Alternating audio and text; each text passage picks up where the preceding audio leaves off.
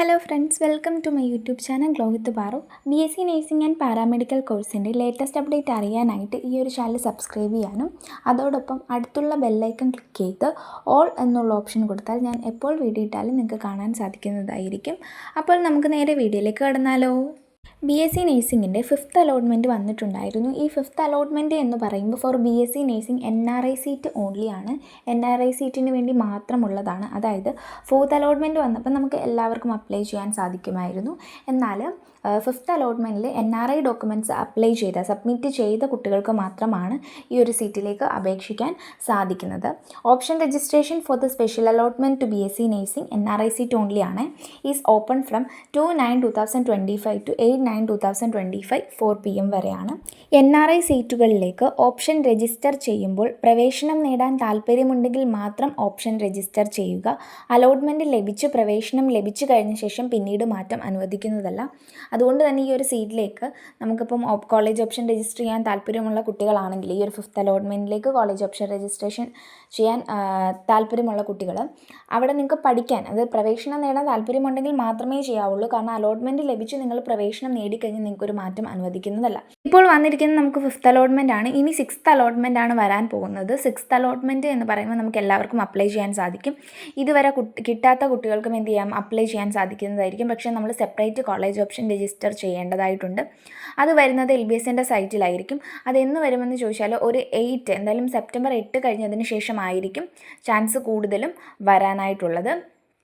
കാരണം 4th അലോട്ട്മെൻറ്റിൽ admission ആയ കുട്ടികൾ പാരാമെഡിക്കലിനും അതോടൊപ്പം തന്നെ BSc നഴ്സിങ്ങിനും അഡ്മിഷൻ ആയ കുട്ടികൾക്ക് സെപ്റ്റംബർ 8 2 PM വരെ കോളേജിൽ ചെന്ന് അഡ്മിഷൻ എടുക്കാൻ സാധിക്കുന്നതായിരിക്കും. അപ്പം അതും ചെക്ക് ചെയ്ത് വേക്കൻസി ചെക്ക് ചെയ്തതിന് ശേഷമായിരിക്കും 6th അലോട്ട്മെൻറ്റ് വരുന്നത്. നമ്മളിപ്പോൾ ഈ NRI സീറ്റിനെ പറ്റിയുള്ള ഓരോ കോളേജിൻ്റെ വേക്കൻസി നമുക്ക് കാണാൻ സാധിക്കുന്നതായിരിക്കും. 11 സിമെറ്റ് കോളേജിലും 3 CPAS കോളേജിലും 2 cooperative academy of professional education ഇൻസ്റ്റിറ്റ്യൂട്ടിലും അതുപോലെ തന്നെ BSc nursing college under Malabar cancer സെൻറ്ററിലും നമുക്ക് NRI കോട്ട സീറ്റിൻ്റെ വേക്കൻസി കാണാൻ സാധിക്കുന്നതായിരിക്കും. നെക്സ്റ്റ് വന്നിരിക്കുന്ന ഒരു ഇമ്പോർട്ടൻറ്റ് അപ്ഡേറ്റ് എന്ന് പറയുമ്പോൾ GNM ആൻഡ് ANM റിലേറ്റഡ് ആണ്. അപേക്ഷകർ സമർപ്പിച്ച അപേക്ഷകളുടെ പ്രാഥമിക പരിശോധനയ്ക്ക് ശേഷമുള്ള വ്യക്തിഗത അക്കാദമിക വിവരങ്ങൾ വെബ്സൈറ്റിൽ പ്രസിദ്ധീകരിച്ചു.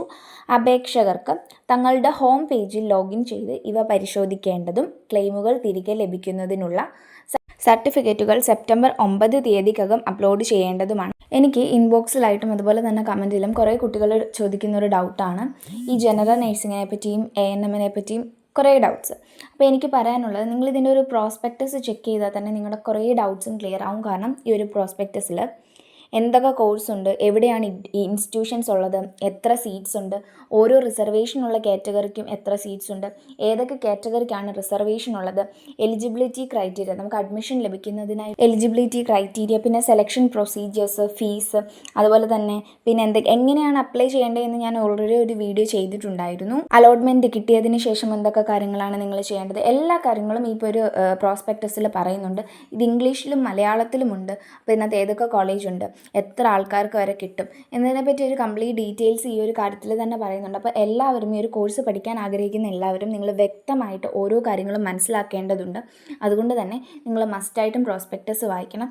ഇത് ചെക്ക് ചെയ്താൽ തന്നെ നിങ്ങൾക്ക് അലോട്ട്മെൻറ്റ് കഴിയുമ്പോൾ നിങ്ങൾക്ക് എങ്ങനെ മൂവ് ചെയ്യണം, എന്തൊക്കെ കാര്യങ്ങൾ നിങ്ങൾ ശ്രദ്ധിക്കണം, ഏതൊക്കെ രീതിയിൽ നിങ്ങൾ ചെയ്യണം, എവിടേക്കാണ് നിങ്ങൾക്ക് കോളേജ് ഓപ്ഷൻ രജിസ്റ്റർ ചെയ്യാൻ സാധിക്കുന്നത് എന്നതിനെപ്പറ്റി. ഇപ്പോൾ ഒരു കാറ്റഗറിയിലുള്ളൊരു കുട്ടിയാണെങ്കിൽ ഏത് കാറ്റഗറിയിലുള്ള കുട്ടികൾക്ക് ഓരോ കോളേജിലും എത്ര സീറ്റുണ്ട്, ഏതൊക്കെ കോളേജിലാണ് എക്സ്ട്രാ സീറ്റ് ഉള്ളത് എന്നതിനെ പറ്റിയുള്ള എല്ലാ വിശദാംശങ്ങളും ഈ ഒരു പ്രോസ്പെക്ടസിലുണ്ട്.